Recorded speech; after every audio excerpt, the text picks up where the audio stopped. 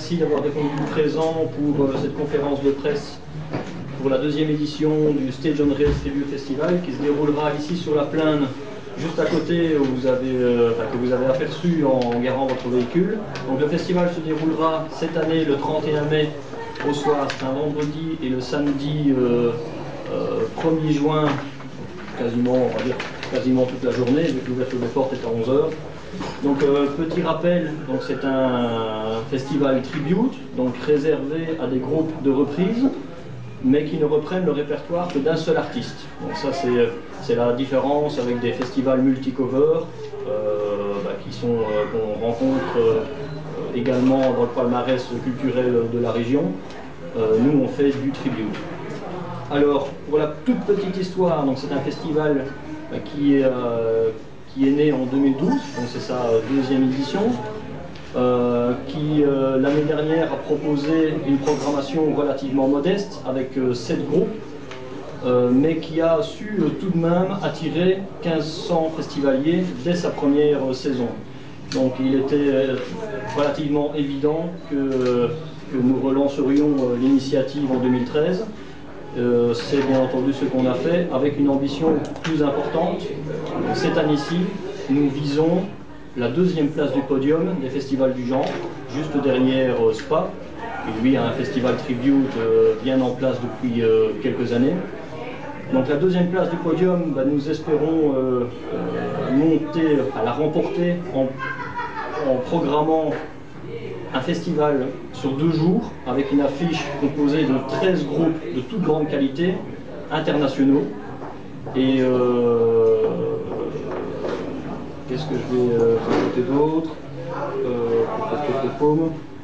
pour être deuxième, vous faire et 20 heures de concert au total. Faire combien d'entrées pour être deuxième? Alors, nous, on ne vise pas le nombre d'entrées pour être deuxième. Ce qu'on vise, c'est la programmation artistique. Donc, ce n'est pas une question d'audience, mais c'est plus une question de nombre d'artistes et de qualité. Alors maintenant, on passera théoriquement deuxième au niveau de l'audience. Donc ça, c'est un petit peu la réflexion qu'on se fait, c'est en proposant la qualité à un certain nombre de groupes, on devrait, au niveau de l'audience, ça devrait suivre également. Mais ce n'est pas notre objectif premier, en tout cas pour 2013. Alors, quoi d'autre? Nous avons également ajouté au festival une notion qui est unique pour les festivals du genre, unique en Belgique, voire même en Europe. On n'a pas fait le tour, mais en tout cas on n'a pas trouvé de festival comparable. C'est que nous lui avons rajouté une notion de thématique.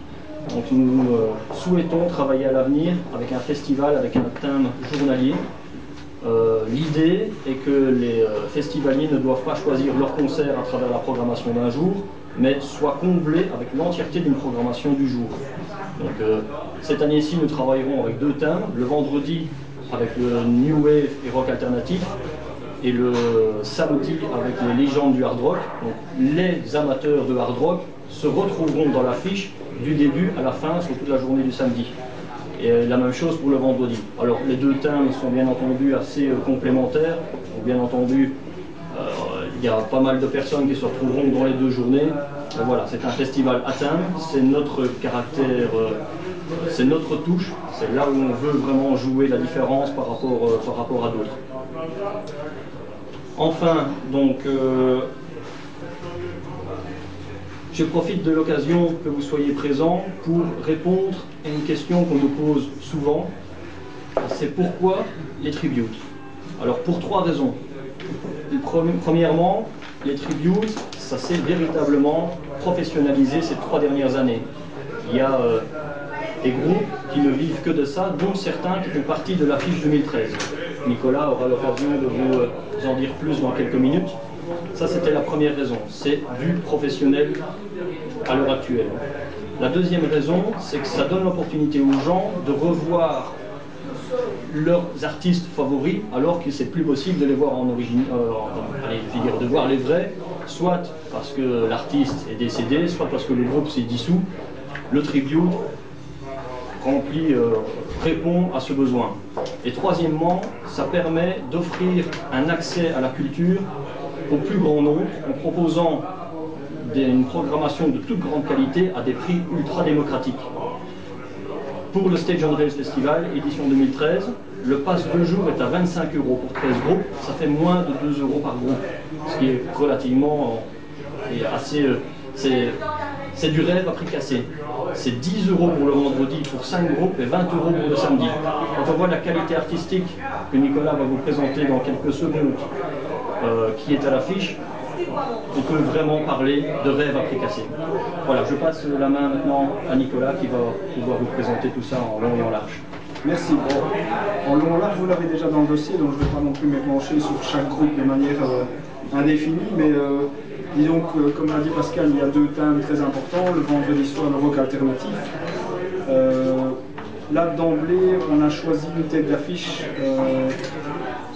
belge, parce qu'on voulait que la soirée du vendredi reste quand même essentiellement belge. Et on a choisi ce groupe-là, Curiosity, parce que c'est un groupe qui a une énorme expérience de la scène en Belgique. Ça fait plus de 17 ans qu'ils tournent. Ils ont joué à peu près partout en Belgique, mais aussi à l'étranger. C'est un groupe qui n'essaye pas de ressembler à Cure au niveau de... Le chanteur n'a pas la coiffure, mais il délivre en tout cas une qualité au niveau du respect de la musique de Cure qui est assez étonnante. Et je pense qu'au niveau tête d'affiche, pour le thème en tout cas, on ne pouvait pas trouver mieux. Juste avant ça, on aura Arcadium qui est pour le moment la sensation en Belgique au niveau tribut de Red Hot Chili Peppers. Ces gens jouent partout pour le moment, ils jouent énormément en Hollande, où ils font des avant-premières de groupes vraiment confirmés. Et pour les avoir vus à Mons il y a 2-3 semaines, on peut vraiment vous dire que ce groupe-là va mettre une ambiance de fou sur la plaine, parce que c'est un mimétisme Red Hot Chili Peppers vraiment incroyable. Et, les musiciens sont excellents et le chanteur est aussi, je pense, acteur de théâtre, donc c'est vous dire qu'il maîtrise bien l'effet scénique et il fait ça vraiment très très bien. Donc, terrible groupe. Avant ça, Waterfront Play Simple Minds, eux aussi, de nouveau, des gens, on va pas dire d'un certain âge, mais quand même avec une grande expérience. Donc c'est pas des petits jeunes débutants, forcément prendre Simple Minds, ça remonte quand même déjà il y a quelques années. Mais ces gens-là aussi ont une grande expérience de la scène, ils tournent depuis plus de 15 ans et donc je pense que la qualité sera vraiment au rendez-vous. Et ils nous promettent une surprise de taille aussi pour leur entrée scénique et leur sortie. Je vous en dis pas plus. Avant ça, Hysteria, ben là aussi c'est la puissance de feu de Muse. Pour les amateurs, je pense qu'ils vont être conquis. C'est un groupe qui tourne pas mal aussi et donc je pense que tout le monde va bien s'y retrouver. Et pour ouvrir le festival à 17h30, on commence sous le charme de Delilah, la chanteuse des Blackberries, qui reprend donc Cranberries. Là aussi, un mimétisme assez impressionnant. Et donc, je pense que pour un premier jour, on ne pouvait pas rêver mieux. En tout cas, je pense que tout le monde va s'y retrouver et la qualité sera au rendez-vous. Pour le samedi, je ne vais pas dire qu'on monte d'un cran, mais disons qu'on a choisi de ne pas rester qu'en Belgique, et donc on va se diriger vers des groupes étrangers, et, dont certains sont vraiment maintenant à un niveau tellement élevé qu'on est assez honoré de pouvoir les présenter sur notre affiche. On va commencer par le premier qui ouvrira, donc Planète Midi, groupe assez jeune, avec un batteur qui vous présente les groupes pour le moment. Et donc voilà, bon, l'idée c'était, le groupe qui ouvre un festival en général, c'est un peu celui qui essuie les planches où il n'y a pas encore trop de monde. Donc voilà, on ouvrira en douceur, mais quand même avec un répertoire de Thin Lizzy pour les amateurs, qui sera joué de manière assez dure, et donc on essaye d'apporter quelque chose de nouveau à son répertoire. On enchaîne avec In Rock qui joue Deep Purple. Eux, ça fait aussi des années qu'ils tournent, ils jouent dans plusieurs formations, différents groupes. Tous les musiciens sont des musiciens expérimentés. Et pour les avoir vus à Bruxelles il y a un mois et demi, on peut vous dire que ça le fait vraiment, notamment leur reprise de Chime in Time, qui est quand même un morceau pas facile à faire de Deep Purple. Et ils s'en sortent vachement bien. Après ça, on monte avec Score qui joue Metallica, premier groupe étranger du nord de la France. Je pense que s'il y a un groupe pour le moment qui essaye de jouer partout, c'est bien Score. Ils ont une organisation ultra professionnelle et pourtant ce sont entre guillemets des amateurs. Ils jouent partout. Voilà. Ils envoient partout, ils essayent d'avoir des concerts partout, ils sont ultra sympathiques, ultra organisés, et ça joue derrière, parce que jouer Metallica, il faut quand même le faire, et donc je pense que les gens vont être surpris aussi. On enchaîne avec du Status Quo, Whatever You Want, groupe bruxellois, aussi tous des musiciens confirmés, dont certains tournent avec des professionnels depuis pas mal d'années. Que dire, du status quo, c'est net, c'est carré, c'est précis, c'est en béton, ça va faire danser les gens et sauter et trembler la plaine. Après sa Guns N' Roses expérience, on a eu la chance de les avoir en mois de novembre l'année passée pour notre repas de remerciement des bénévoles. Ils sont venus jouer au salon à Silly, c'était pas prévu mais on les a quand même invités et on voulait garder vraiment la surprise pour le grand public qui les découvre uniquement au festival, mais on est très... Mais ça n'aurait pas de sens si on n'en mettrait pas sur le reste. Alors, au niveau nourriture, on a mis le paquet également, donc vous trouverez bien entendu le traditionnel cornet de frites que tout le monde connaît, qu'on ne présentera plus, mais qui sera accompagné cette année-ci par des hamburgers qui ont été imaginés et concoctés par un chef qui a travaillé dans quelques-uns des restaurants les plus étoilés de Belgique, qui viendra ici avec une équipe préparer des hamburgers que vous ne trouverez jamais ailleurs. Ça c'est la grosse surprise, vous allez voir, ça va être assez bon, ça c'est sûr. En plus de ça, vous trouverez bien entendu un stand de nourriture thaïlandaise et un stand churros et divers produits sucrés qui compléteront le menu de manière assez exotique. Bien entendu, le bar à vin et le bar à champagne qui a été très courtisé l'année dernière fait son comeback. C'est tout, c'est en toute logique qu'on le remet dans la plaine.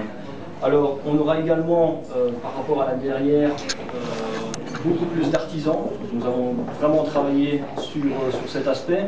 Il y aura des vendeurs de vêtements, de bijoux, de maroquinerie, des disquaires. Il y aura des tatoueurs. Il y aura plein de choses à voir pour contenter notre public entre deux concerts. Alors, une grande nouveauté, c'est le stand Meet the Band. Donc, nous aurons un stand qu'on a appelé la Dog Stage, donc la scène des quais, en référence avec les quais de la gare, sur lequel le public pourra rencontrer après chaque concert leur groupe favori, avec un véritable stand de photoshooting, bien décoré, avec tout ce qu'il faut. On pourra avoir les interviews, les dédicaces, acheter le CD de son groupe favori. Et où vous pourrez aussi avoir, et là je te laisse la parole, donc la possibilité d'entendre un jeune artiste local, Antoine Goudesson, qui n'est pas présent parmi nous, qui va vous jouer quelques morceaux après. Ben lui, je ne connais pas trop son passé, mais je sais que son présent et son futur est bien rempli déjà, parce que ce projet-là, il n'y en avait pas en Belgique.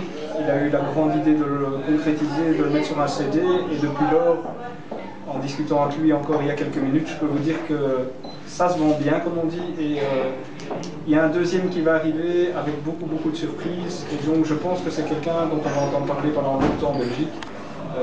Il aura le plaisir de jouer quelques morceaux chaque fois entre les groupes, puisqu'on n'a qu'une seule scène dans le chapiteau. On se donne 30 minutes de battement entre chaque groupe, donc chaque fois qu'un groupe termine, Antoine commencera sur la Dog Stage, en jouant aussi sur des instruments, le sien, sa guitare, mais aussi des guitares du luthier de Had, Jérôme Vanderman, qui était là l'année passée et qui revient cette année.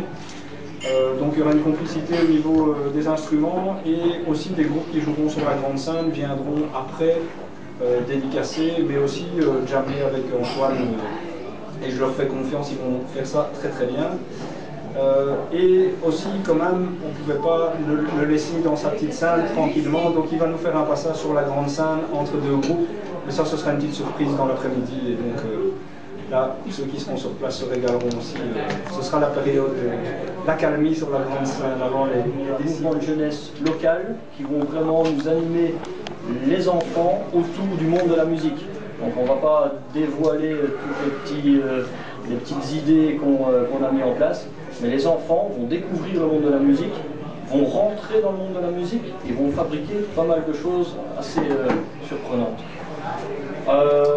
Nous avons également développé un parking. Alors c'est ça a été énormément de travail. Mais cette année, le festival Stage on Rails proposera un parking de 700 places à proximité de la plaine. Donc à moins de 500 mètres, il y aura un parking de 700 places, ce qui est assez important vu qu'on augmente en puissance. Il y aura un parking motard, un parking à mobilité réduite, toutes sortes de choses qu'on a mises en place cette année. Donc voilà, avant de passer aux questions.